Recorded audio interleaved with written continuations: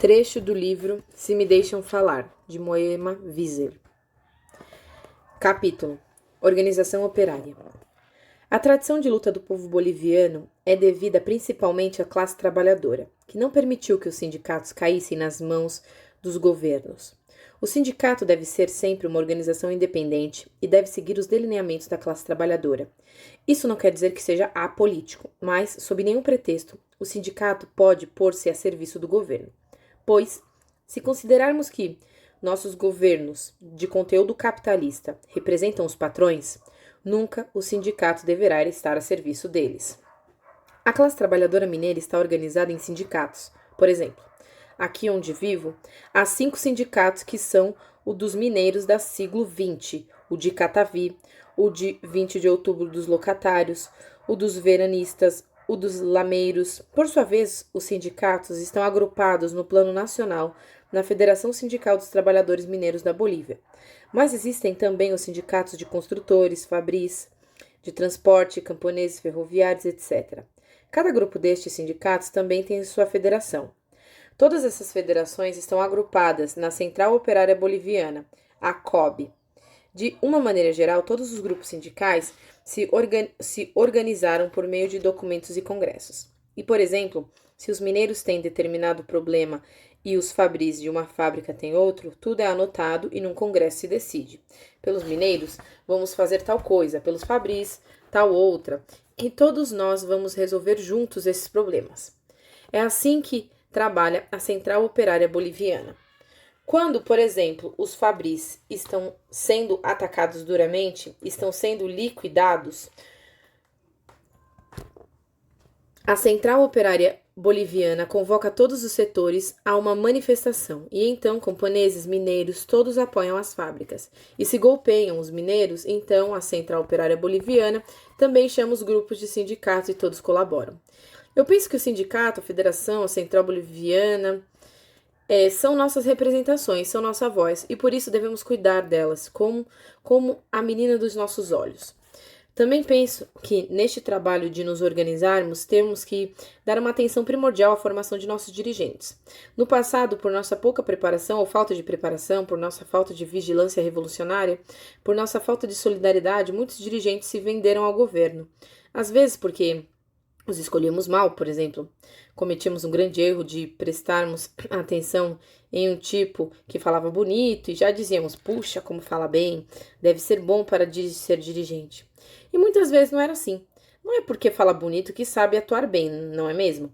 Outras vezes achávamos um tipo realmente correto, honesto, que queria estar prestando serviço à classe trabalhadora.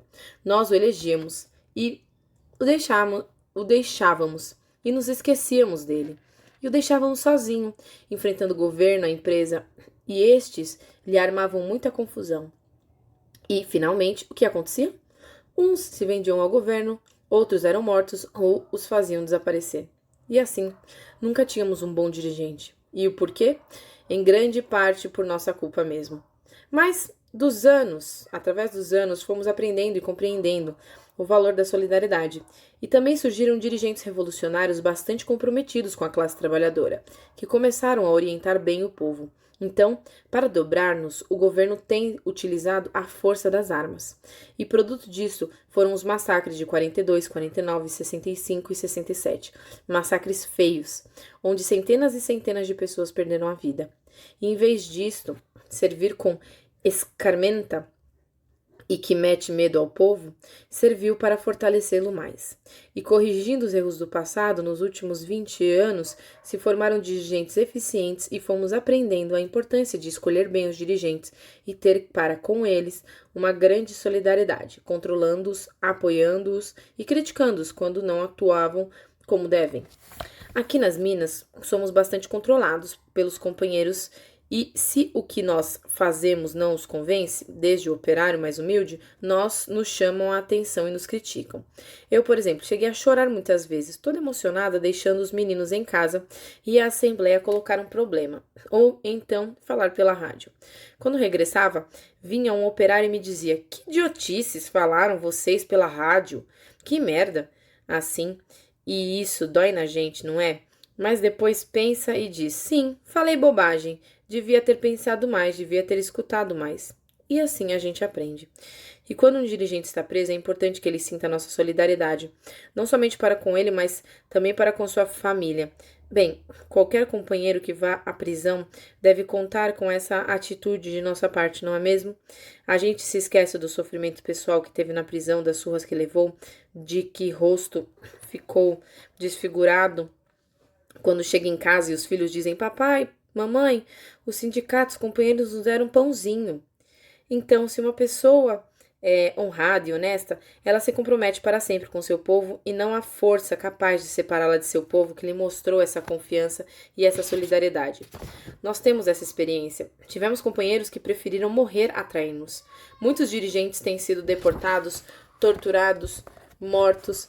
Somente para citar alguns, quero lembrar Federico Escobar Zapata, Rosendo Garcia Maisman, César Loura, Isaac Camacho desapareceram com eles em diferentes circunstâncias.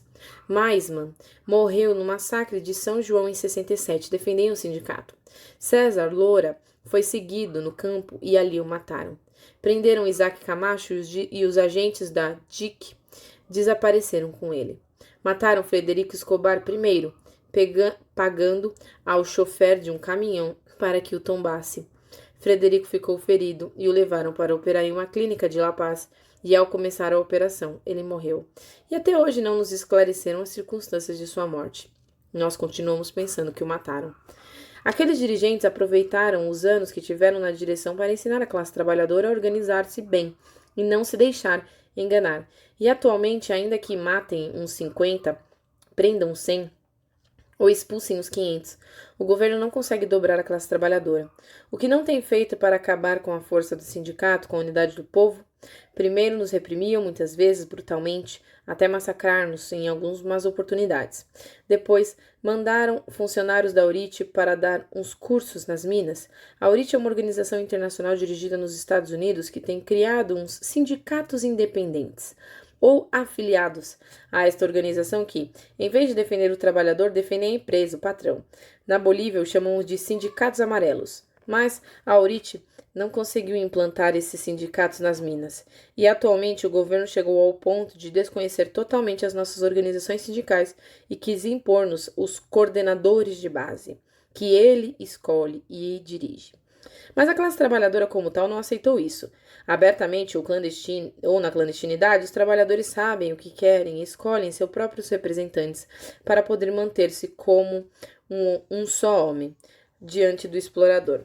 É claro que houve desacertos cometidos pelos dirigentes. Alguém me fez observar como uma ou outra vez os trabalhadores foram um tanto manipulados pelos dirigentes. De fato, isso ocorreu também.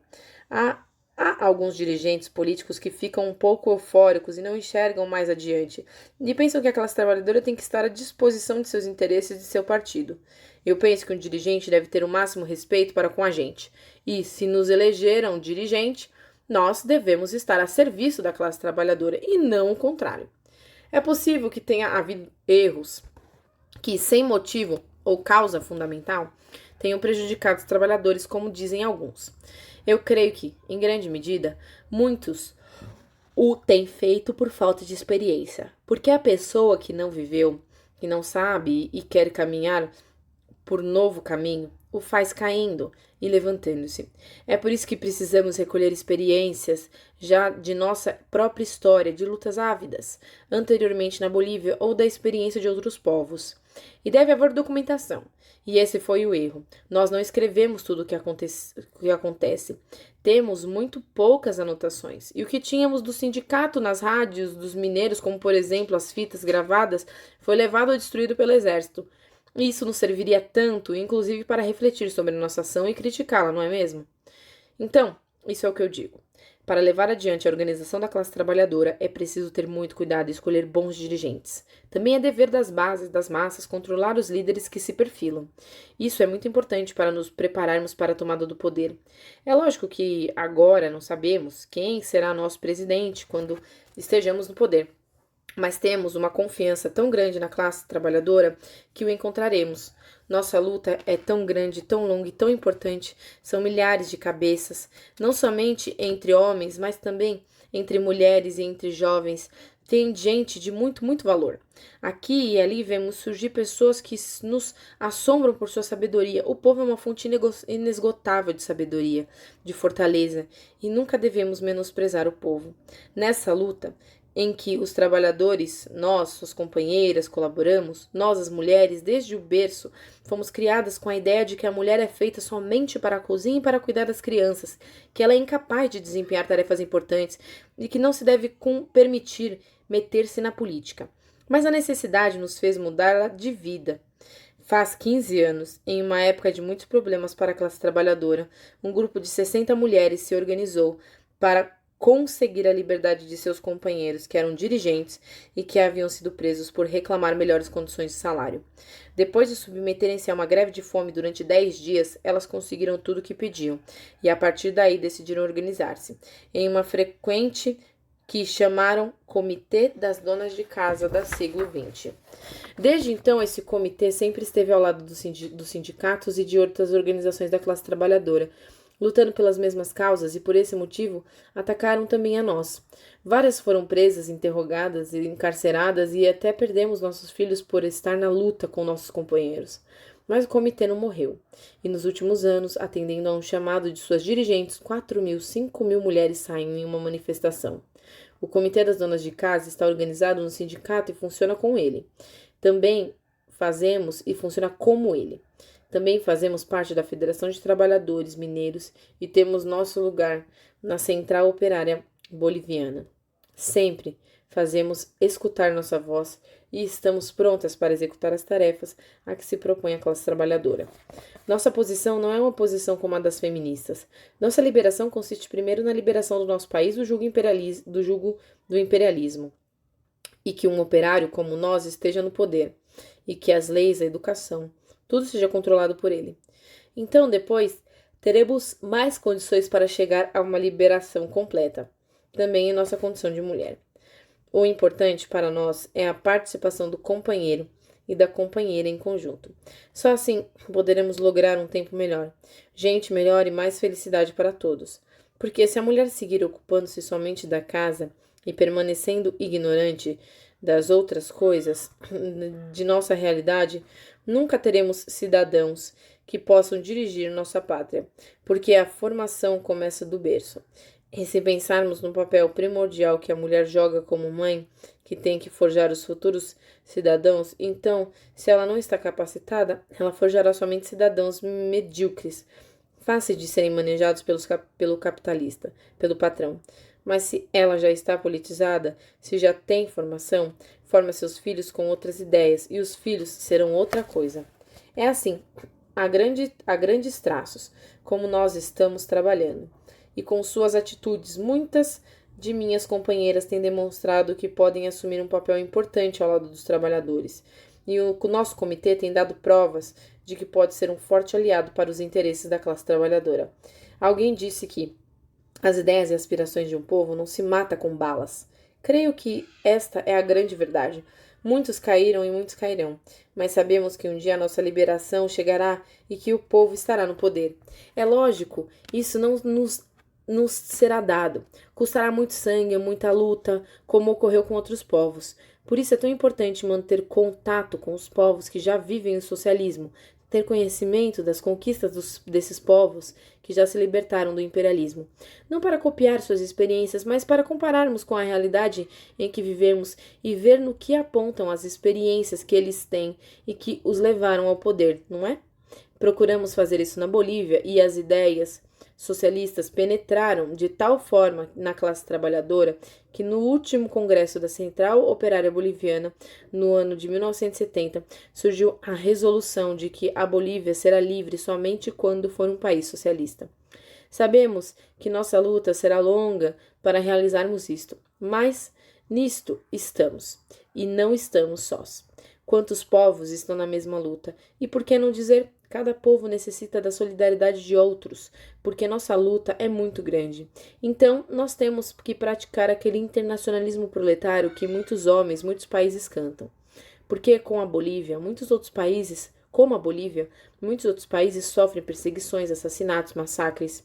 E que bonito é sentir que, em outros povos, temos irmãos que nos apoiam, se solidarizam com nós, nos fazem compreender que nossas lutas não são isoladas. Essa solidariedade significa muito. Na Bolívia, sempre procuramos manifestá-la atuando de alguma maneira. Por exemplo, nos últimos anos, nos solidarizamos particularmente com Chile, Vietnã, Laos, Camboja. Nos alegramos muito com o triunfo do Vietnã, que conseguiu golpear o imperialismo, e de maneiras lhe fizemos saber que, ainda que não fomos combater ao lado deles, estávamos com os vietnamitas. Quando Allende foi derrotado, protestamos pelo sofrimento do povo chileno. E veja, nós temos este problema da saída para o mar, que os chilenos nos tiraram, mas nós não temos esse rancor contra o povo chileno, que tentam fazer parecer os governantes. Porque isso também foi produto do sistema de opressão em que nós vivemos. E não foi o povo que roubou o mar. Os governantes fizeram tudo aquilo, eles planejaram tudo e agora querem utilizar aquela bandeira quando lhes convém. Por exemplo, quando Salvador Allende estava no poder, pelas ruas de La Paz, se desfilava com armas modernas e se dizia: com estas armas arrebataremos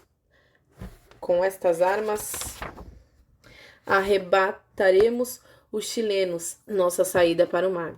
Mas, quando surgiu o governo de Pinochet, que é o mais leal amigo do meu governo atual, este mudou imediatamente sua maneira de falar e foi fazer seus tratados com Pinochet e fizeram um acordo ali em Charanã. São armas que o inimigo utiliza muito certeiramente para nos manter lutando constantemente entre nós, para que assim não possamos nos unir e fazer uma frente comum, não é? Tentam sempre nos manter assim, nos ofendendo para nos dividir. Isso não é somente com o governo, mas também nas organizações. Naquelas organizações que estão surgindo um pouco mais fortes e unidas, o inimigo pisa muito sutilmente. Observa bem qual é a pessoa que pode utilizar para fazer o seu jogo e a utiliza fazendo surgir ressentimentos, desentendimentos e tudo mais. E a organização afunda, e quem se beneficia com isto é sempre o inimigo. Então, nós devemos estar bem preparados para tudo isso, para não nos deixar enganar facilmente. Assim, poderemos manter as nossas organizações vigentes. Finalmente, eu penso que é primordial saber que somos todos importantes na luta revolucionária, não é? Somos uma máquina muito grande e cada um de nós é uma engrenagem, e por falta de engrenagem a máquina pode deixar de funcionar. Isso é preciso saber dar a cada um seu papel e saber valorizar o papel de cada um. Alguns são bons para falar bonito, outros para se escrever, outros servimos para fazer número, pelo menos para estar presente e ser mais um na fila. Alguns de nós têm que sofrer, fazer este papel de Marte, outros têm que escrever a história, e assim todos devem colaborar. E como nos disse uma vez um dirigente, ninguém é inútil. Temos todos nosso papel a desempenhar na história. E inclusive se necessitará de um homem que saiba pregar bem um sapato, porque até por isso se pode perder uma batalha, uma revolução. Então, ninguém deve se julgar inútil. Podemos colaborar de uma forma ou de outra. Todos somos indispensáveis para a revolução. Todos contribuímos à nossa maneira. O importante é que estejamos bem envolvidos na luta da classe trabalhadora e que cada um faça o que lhe seja destinado conforme as suas possibilidades.